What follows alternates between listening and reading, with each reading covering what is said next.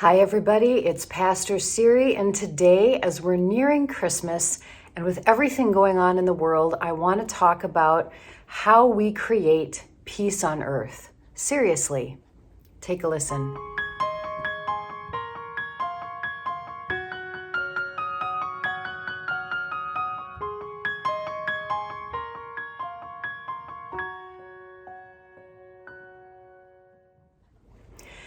So welcome to the channel. If you don't know me, I'm a Lutheran pastor, but also a spiritual seeker. And one of the things that I'm feeling right now, and I'm wondering if you are too, is as we are nearing this time of Christmas, where there's lots of messages about peace and hope and joy, every year I sort of get this feeling of like, are our beliefs really working? Are they really actually producing the world that we want to see? And the reason I say this is because in my tradition at the Christmas story, we talk about Jesus being the Prince of Peace, and we hear angels singing, "Peace on earth, goodwill to people." It's this beautiful message, and yet in the last 2,000 years, we know that Christianity, let alone many faiths and many governments around the world, have not been peaceful. And so I wonder, how is it that as a humanity, we struggle so much with peace on earth? And here's my thought. First, one of the things that we are universally struggling with is this narrative that we have of violence, conflict, and war being normal, being absolutely normal in a way that we do not even see. So you've often heard the story that if you only live in a red room, you do not know what the color red is. It's only when you leave the room and start to see yellow or purple or blue that all of a sudden you realize what red is. The same thing is true for humanity. Recently, I was reading about aliens because that's kind of a fun thing for me to do. And it reminded me about this scientist who said, look, if they were aliens, they would have come and conquered us, because that's what advanced intelligences do, is they go around and they conquer planets and they take what they want. Basically, colonialism. In this person's mind, it was so normal to think that the human experience, the human colonial violent experience was the norm, that they thought this was a universal norm, hands down. That regardless of the planet or the species, that this was some universal law, that as you became more intelligent and your consciousness grew, that you would begin to colonize, and in the process there would be war and genocide and a taking of resources. That is so normal to us, and it's always been disturbing to me. And I thought, how is it not possible that the reason why we haven't seen or had, like regular people haven't had mass communication with aliens, is because we're the violent ones. And they are peacefully watching and observing from a distance, that they have no desire to conquer our planet. They have no desire to take what is not theirs to take. It is just so hard for us to imagine living in collaboration and gentleness and kindness. In fact, some humans still believe that that is weakness, that might is right, and if someone punches you, the only smart response is to punch back. So we have this narrative. We are in some ways addicted or trapped in this narrative of violence and conflict. And let's see how this plays out. First of all, it plays out internally inside our own mind in the way we think of ourselves. Because we are very, very much people who want connection to other human beings and to family, we view ourselves, unfortunately, in a ranking sort of system, trying to figure out where we are. And in the process, we can internalize some pretty harsh messages about ourselves. We are taught blame and shame at an incredibly early age. We're taught fear and we're taught scarcity. It doesn't have to be that way. We can literally talk to our children and create an environment in which kids feel pretty safe. And when they make mistakes, they're not blamed or shamed for it. So most adults, if you walked around and you asked them about the internal voices and their inner critic, most would tell you they have some pretty vicious voices going on in their mind. And no, those aren't demons or bad things like that. They are internalized voices, some of them pretty harsh. And yet we do demonize these parts of us. We demonize the part that gets too angry, that gets too sad, the part that wants to do this and that. We divide ourselves and we demonize parts within us, which, guess what? Then we also demonize those same parts in other people. And so our relationships take on what we've learned. What we do inside here, we do in the world. You can see in our world that there's a lot of blaming and a lot of shaming in the way we talk to each other.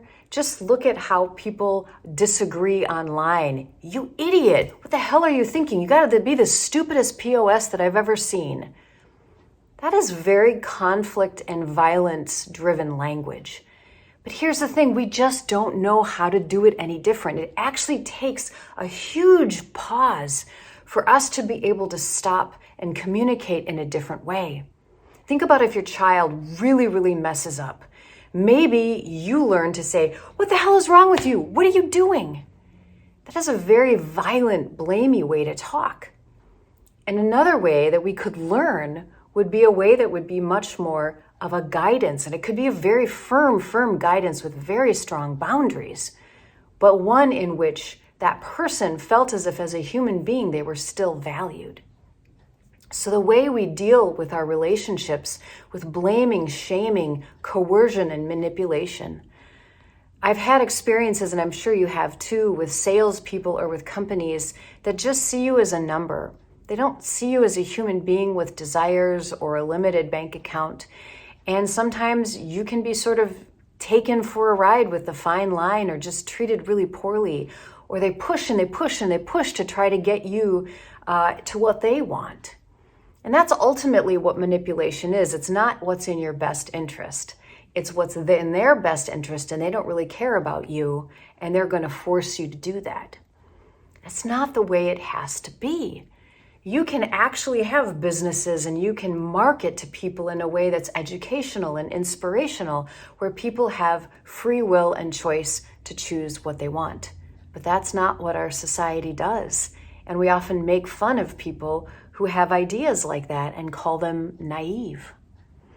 Which brings me to the larger society. In almost every society that's ever existed, there have been some people who are seen as being above other people. It could be because of wealth, it could be because of race or gender, or a whole host of other things. When we stratify people and we have people in us versus them, it makes it very easy for us to commit violence against people who are less than us, or even people who are above us, who we need to force them to stop what they're doing. I think about the way corporations are formed right now, and even governments, in which it's so normal for them to view certain people as being just resources they can take from, land as things they can take from. We've seen in the environment the violence that has been done to the earth as we dump garbage into her oceans, the violence that has been done to the earth as we take too many resources, the violence that is done to communities as their waters and land are polluted and as they're robbed of money so a few can get rich. And yet these are either covered up or they're out in plain sight, and we live in a world in which that is somewhat okay, or at least legal. And then finally, of course, there's war, just flat out war, in which countries will bomb and go to war with other countries, and countries like ours will send arms and support the fighting and the making of war in other countries. This has been going on for a very long time, in which our government has been making money off of building and selling instruments of war. And so it's not very profitable for those people who are benefiting financially for us to be a peaceful nation and to stop war and advocate for the cessation of war. Our military is so huge, and It's interesting that when you tell people and talk about this with people and you talk about cutting the military, they immediately freak out because we say, well, what if someone attacks us? It's so ingrained in us to think about attacking and defense and offense and violence as being the only solution. My friends, we want peace on earth, but we are not sick of war yet. We war with ourselves, we war with each other, we war in our society, and we war between countries. And it breaks our heart to see these examples, but we're not sick of it yet. If we were sick of it, what needs to happen is enough of us need to come together and say, I get it. We're trapped in a cycle of thinking and acting and doing violent words, violent thoughts, violent deeds, collectively, as a society, individually, but we're sick of it. We want it to stop. We don't want to hear any more about child abuse or people bringing guns to schools. We don't want to hear any more about wars in other countries. We don't want to hear about poverty and homelessness. We don't want to hear about the extinction of species and what's happening in our oceans. We don't want to hear about it anymore because we don't want it to happen. We want a loving society in which all living beings can thrive together. And so you know what? That's not something we just want and cross our fingers and pray to God for. It's something that we need to learn together. We need to learn new ways. It starts with learning a new way to relate to our thoughts and our own self.